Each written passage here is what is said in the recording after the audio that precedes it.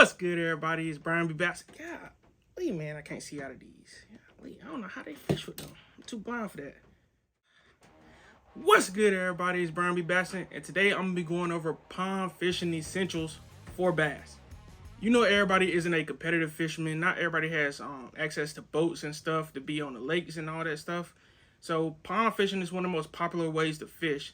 So I think this video is going to be a great way for everybody to learn what are some of the essential baits that you need to carry, the type of rods and stuff you need to have, your line. All that's going to be broke down in this video. So let's get into it. The first part of pond fishing I want to get into is your reel and rod combo. So me personally, I believe for any pond fisherman, you only need 3 rods really, just 3, really 2, but I like to include the third one just for specific scenarios and stuff like that. So for your first one, I think everybody needs to have a spinning setup. So when it comes to your spinning setup for your rod, I think the best length for your rod would be probably between a 6'9" to like 7'2" spinning rod, and I would say keep it between medium and medium heavy action. And then for your reel, I recommend anything from like a 2500 to like 3500 size reel. Right here, I have a 7-foot medium Escalade HD graphite rod right here. And then I got that paired up with a Black Max, with an Abu Garcia Black Max 30 spinning reel. I'll say for spinning reels, this is one of the best budget-friendly spinning reels you can get out there on the market right now. They sell them, I think they have the 30, the 20. I think they might have a 40 version, which basically just stands for 4,000, 3,000, 2,000. That's what those numbers stand for. But this is one of the most, I would say Abu Garcia has some of the best budget-friendly reels in general, both spinning and bait casting wise. So the whole point of your spinning combo is going to be to fish any finesse and small bait techniques that you're going to be doing, such as a wacky rig, a drop shot, a Nico rig, stuff like that, shaky heads and all that type of stuff. So for that, I like to have a braid main line. I like to keep it around 15 pounds for my braid main line. And I love to run a leader that's either 12 to 8 pounds, depending on which one of those techniques I'm fishing and how heavy or light that bait is. Secondly, I think you need 2 bait casters. I'm going to explain why you need 2 bait casters and not just one. But I'm also going to explain why you can really just get away with 1 bait caster. So your second bait caster that I think is a must, you have to have this setup of bait caster when you go out pond fishing. And that's going to be a straight fluorocarbon 7-foot to 7-foot medium heavy. I emphasize medium heavy on this. Medium heavy action bait casting rod and reel. And I would say for gear ratio, you can get away with 6'4" to 1. You can get away with that gear ratio, but I would say stay 6'8" to like 7'1" to 1 gear ratio up. Because this rod and reel combo is going to be used for stuff like chatterbaits, crankbaits, a lot of the stuff that's going to be targeting like middle of the water, moving bait, stuff like that. Your spinning baits and stuff like that. It's going to be used for a lot of stuff like that. You can even use it for Texas rig fishing also. The reel I have up here is a Lose Laser MG, and it's a 6'8" to 1 gear ratio reel. This is not too expensive right here, but if you are looking for something maybe a little bit cheaper that's reliable, I recommend, like I said, the Abu Garcia Black Maxes right here. This is, I think, 6'4" to 1 right here. But this reel I've had about 2-3 years now. Really no issues. It's great right here for spinning reels and chatterbaits and stuff like that. Just make sure you get the right gear ratio when you get in these reels. Now for your second bait casting setup, I recommend getting a 7'2" to 7'6" heavy action rod. And I would recommend keeping your main line straight braid, because this rod right here is going to be used for all your heavy duty top water techniques, such as fishing walking baits, fishing whopper ploppers, frogs, stuff like that. And the reason I say you can really get away with 2 rods is because you're not always going to be fishing frogs. You're not always going to be fishing heavy duty top water or heavy duty Texas rig type situations. Not all ponds are set up like that where you're going to have thick stuff to fish, or that you're even going to be trying to fish top water. So really, I recommend having the third rod set up for that, just in case you want to fish top water. Maybe you're out late in the evening or out early in the morning and you want to fish top water. So I recommend getting a setup just for heavy duty top water stuff, light walking baits, light whopper ploppers and stuff like that, and frogs. Now, it's important to remember with your third rod and reel setup, since this is for top water, it's important to have heavy duty line, so 30 to 50 pound braid line. That's what you want on it. And you can always run a fluorocarbon leader if you want to do like some type of Texas rig fishing or stuff like that and don't like straight braid. And you want to make sure to have a high gear ratio reel, so that means your high 7s, your high 8s. And yeah, that's pretty much it for your third rod and reel combo. And those are really just the top 3 I feel like you need for pond fishing. Like I said, you could get away with leaving this if you don't plan on doing any of that type of fishing. But yeah, these is your only 3 you're really gonna need for most pond situations. So now we're about to get into lures that you want to bring with you when you're fishing ponds. First, I want to start off with soft plastics, because I feel like this is one of the most important and one of the most diverse categories that you could fish, because there's a lot of different techniques to fish soft plastics and stuff like that.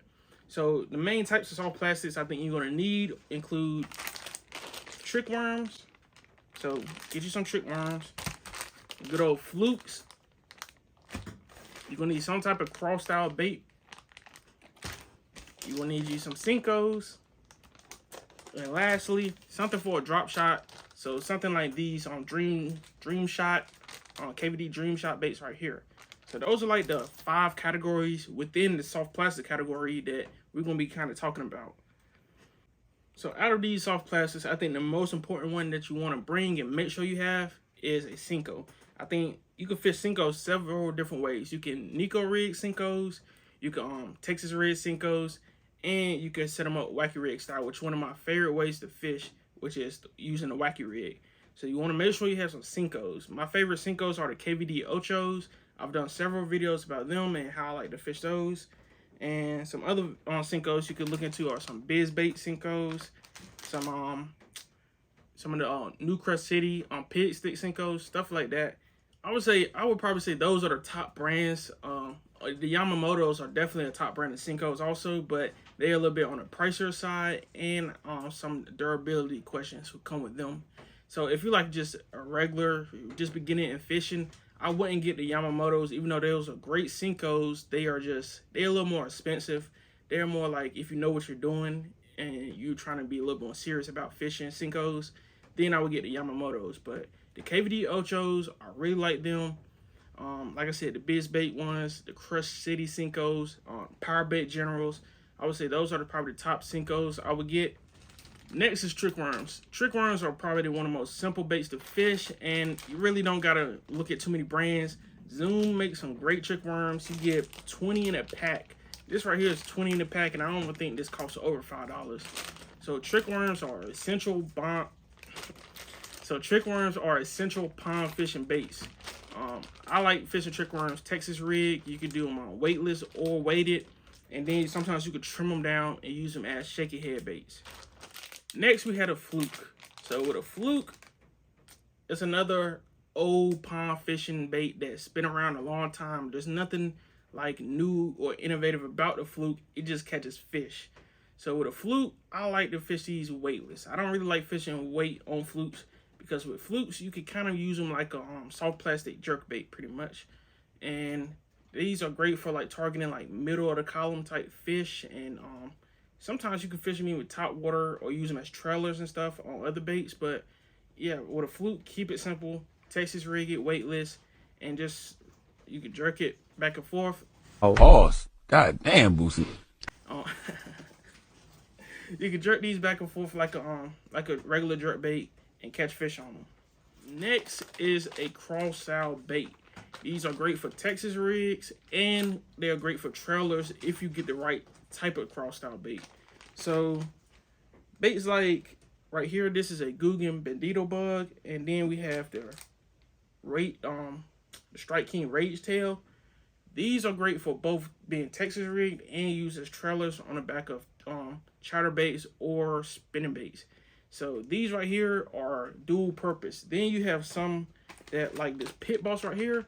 I haven't really tried these as a trailer, but these are great by themselves as just a Texas rig style bait.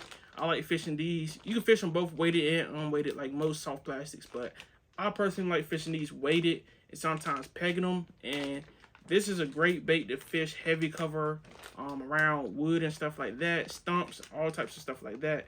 And yeah, recommend you some cross style baits. Lastly, we have drop shot. You want some type of soft plastic baits that you can fish using a drop shot. Drop shots are one of the most consistent fish catching baits you have.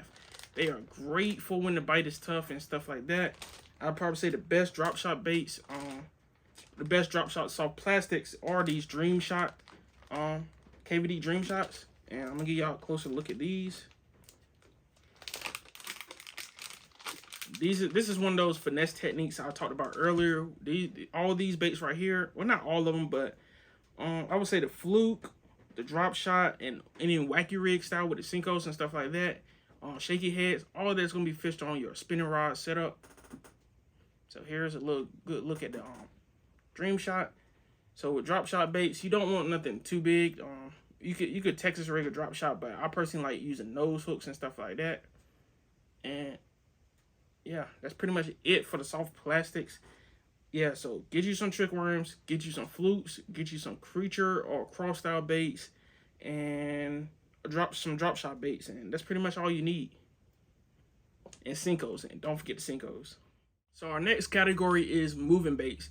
And to start off the moving bait category, I want to go over crankbaits specifically, especially shallow diving crankbaits. Now, some of my favorite shallow diving crankbaits include these Berkeley's Fritz Side 5s. These dive 4 to 6 feet, which is going to be good for most ponds, and especially if you're a bank fisherman. These Berkeley Fritz Side 5s, get a closer look at that.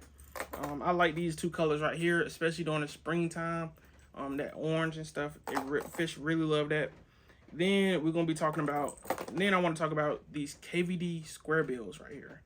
These are some very inexpensive baits right here. And these are very consistent. These are very consistent fish catching baits right here. For size wise, I would say recommend staying between the 1.5 and the 1. Here's what the 1 looks like. It's a little bit smaller. They both dive around relatively the same like distance. They're just a little bit smaller in size. But yeah, I don't really recommend going up too high with the KVD with these because they do dive pretty far. They go all the way up to I think a 10XD or something like that for like lakes and stuff. Most ponds aren't that deep, especially if you're fishing out the bank. But some ponds do get real deep, and you can go up to a 3XD if you're like in a boat or something and you'll be fishing in the middle of the pond. Now for the last bait in the crankbait category, we have lipless crankbaits. So right here is a red-eye shad, and this is probably gonna be the one that you fish the deepest. This one right here sinks. These are all sinking lipless crankbaits that I'm gonna be showing you. And yeah, you can really fish these deep. You can yo-yo these back, or you can straight retrieve them. They probably, I probably recommend these, like I said, if you're in a way deeper pond and you want to fish the bottom a little bit more, and you can want to fish a little bit slower at times, you can use that.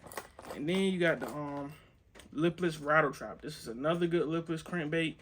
All these baits I'm gonna be showing you, for the most part, can be found at like Walmart or most sporting goods stores, Bass Pro if you have one of those near you. So that's why I'm showing you these baits. You could definitely get more. You could go up in price if you want, but if, like I said, if you're a beginner pond fisherman, don't worry about getting the most expensive baits.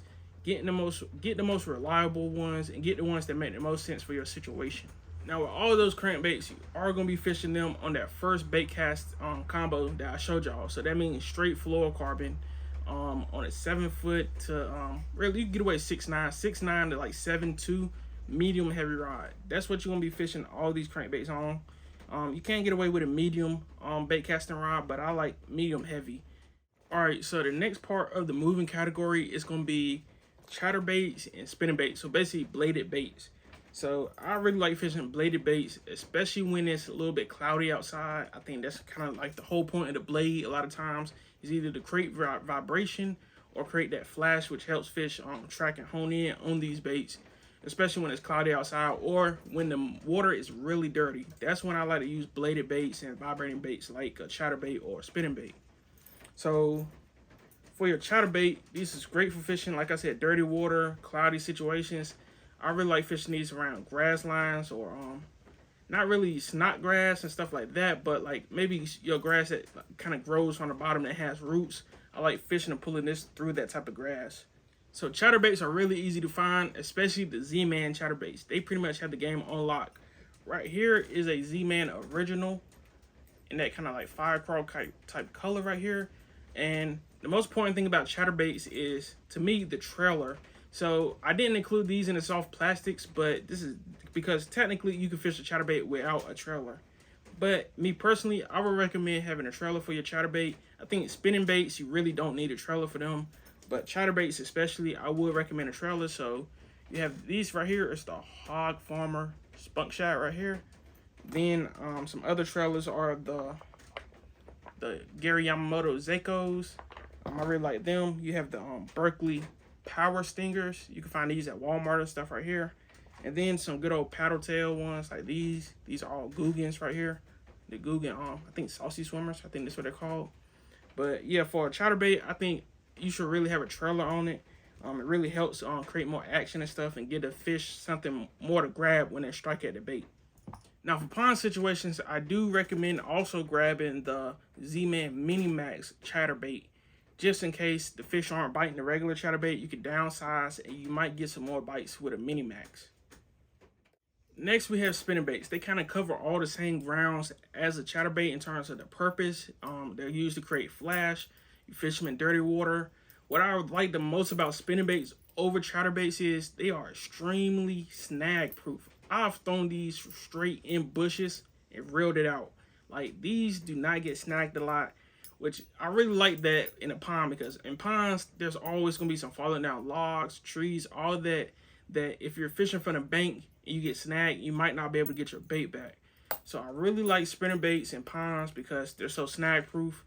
And I feel like they come through wood a lot better, which I feel like creates a lot more bites. They bounce off wood great and get bites like that. So right here we have a War Eagle finesse spinnerbait. This is one of my favorite spinnerbaits right here. You can find these at Walmart. I think this is the 1/4 ounce right here. And I think you can get them in 3/8 ounce. I recommend 3/8 and 1/4 for ponds. You can get away with 1/2 ounce in ponds, but it just depends how deep it is. But right here, 1/4, 3/8 ounce spinnerbait. That's what you want to get for a pond.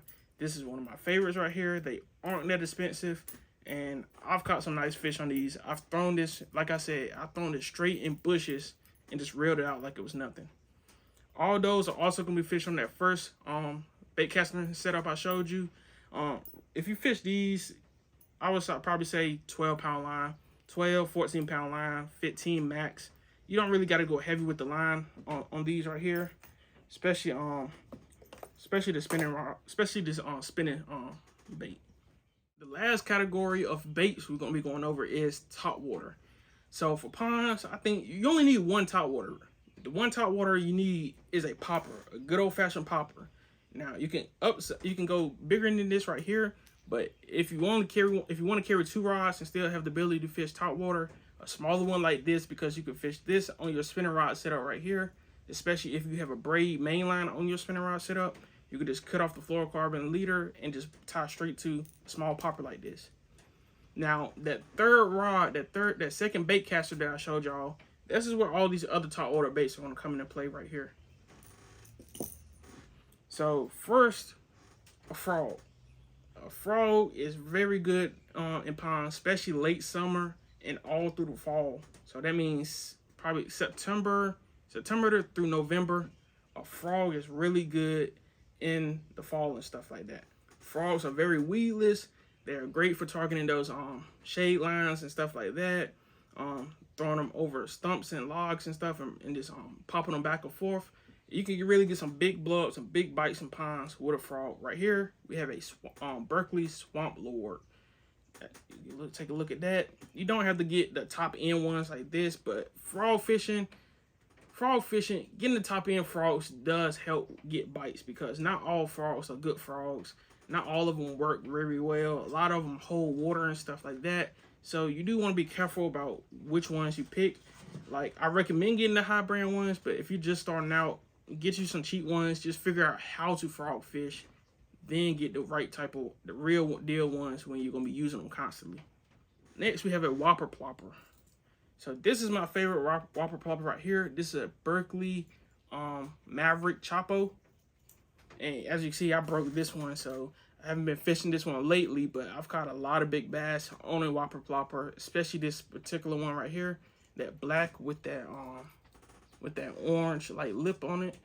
And yeah, I catch a lot of bass with these right here, whopper poppers. They are great for in the morning and probably late in the evening. Like, and they have some of the best bites. Whopper plopper bites are very fun. You just gotta worry about treble hooks, so make sure you got some pliers or something, because you don't want to get hooked by one of these big old hooks like that right there. This is also a Berkeley Chopo. This is the bone, that white bone color that they have. You catch fish on this one too, but I personally like that black one, that Maverick. Lastly, for the top water category, we're gonna have walking baits. Right here, we have an arc walking bait. I've caught a lot of nice bass on this one right here. I really like this one because it has those feathers at the end, kind of like a popper, and it really walks very well. Another one that I think a lot of y'all probably heard is the I think it's called the sexy dog one, and that works great. I think that's Strike King. Yeah, Strike King sexy dog. I think that's what the one.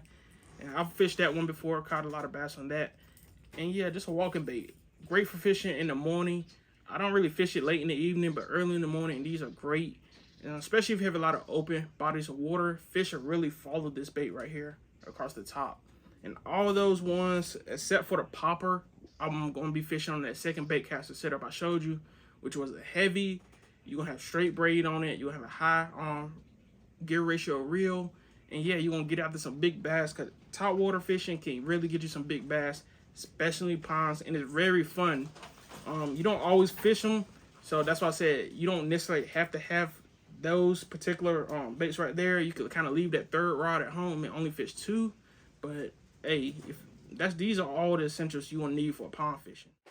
Last thing I want to go over is terminal tackle that you have to have when you're going pond fishing. So first I want to go over hooks.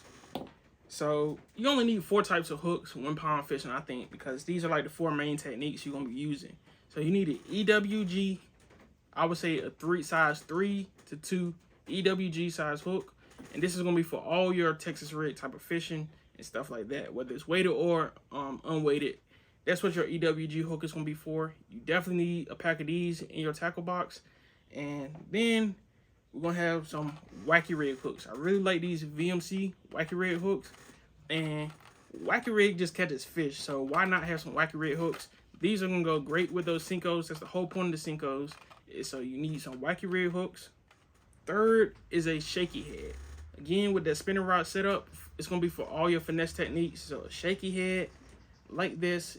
You don't need nothing too big. Probably, I would say, a 1 or 2 size shaky head hook. Probably 1/4. I like fishing 1/8 in ponds. A 1/8 ounce on shaky head. You can go a little bit heavier than that if you need to. And yeah, that's going to go great with those trick worms. And I think you can fish on Senkos, shaky head style, all that.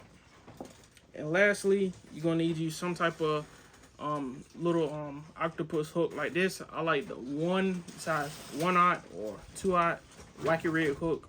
And I like the nose hook all my wacky rig baits. Next, you want to get weights. So for your Texas rig style fishing, any bullet or worm weights are going to work for that. I recommend size-wise 1/8, 1/4, and 3/8 ounce. Those are the only ones you're really going to need for ponds. If you got heavy mats and stuff like that, obviously you can go up, but I don't think a lot of ponds have, I don't think you're going to need that in a lot of ponds, pretty much. So people say, does tungsten matter? Does lead matter? It matters, but not if you're a beginner fisherman. If you're a beginner fisherman, just get the lead weights. It's not really going to make that big a difference. Now, if you want to spend the extra money and get the tungsten ones, because they are a little bit more compact and they got a little nicer finish on them, you can, but to me, it don't really matter, especially in ponds. And then you're going to need to get you some cylinder drop shot weights. Cylinder drop shot weights are what you need in ponds. The round ones get a lot more grass snagged on them, and it don't come through cover as good in ponds. And then you're going to need you some nail weights. If you want a Nico rig, one of your Senkos and stuff like that. I don't have any nail weights on me right now, but the same weights apply to the you get those in the same weights that you get the bullets and worm style baits in. And lastly, for your terminal tackle, get you some pegs for your Texas rigs. These are great if you want to go flip your Texas rig and stuff like that, or punch them. Pegging them like this really helps.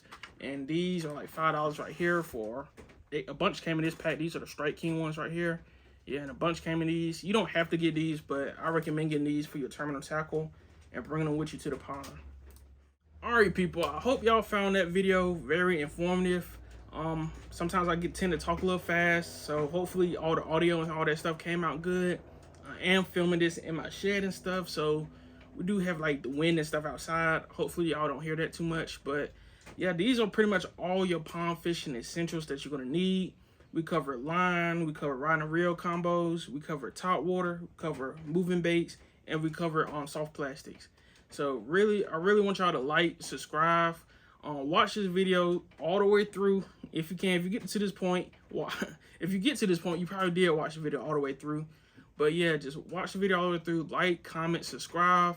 Go follow on Instagram. I am doing a giveaway. By the time this video comes out, that giveaway probably will be over with, but we will be doing future giveaways. So go follow on the Instagram. Stay up to date over there. There's other short form content on the Instagram that I'm doing. And yeah, I hope y'all really enjoyed this video. The next video that's probably gonna follow this, I am gonna be doing a fishing gear essential. So that's gonna include like your nets, pliers, stuff like that. Just probably a shorter video. You don't really need as much of that gear. It's nice to have, but not necessarily need. But yeah, stay tuned, like, comment, subscribe, and peace out.